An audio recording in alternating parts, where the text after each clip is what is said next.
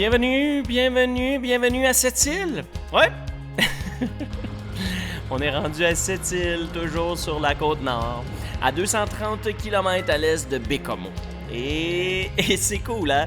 Je suis excité parce que ça faisait longtemps que j'étais pas venu jusqu'ici.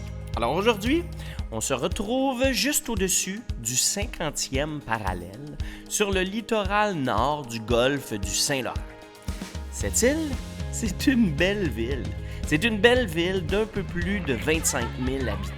Et pour la petite histoire, il faut retourner au 16e siècle, quand des pêcheurs européens mènent des expéditions de pêche sur la côte nord. C'est cependant à Jacques Cartier que l'on attribue officiellement la découverte de la baie le 18 août 1535.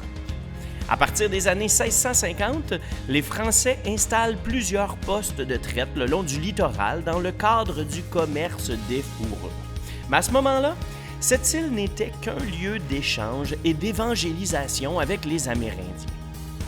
L'endroit commence à être habité de façon permanente par les Blancs autour de 1860.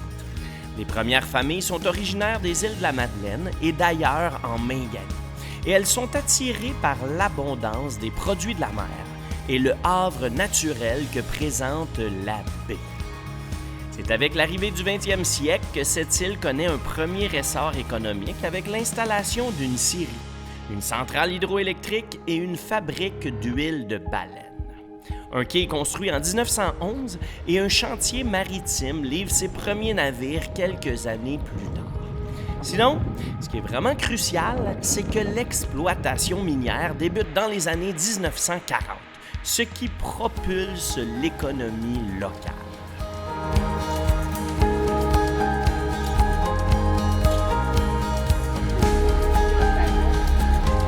Oh my God, on est bien ici.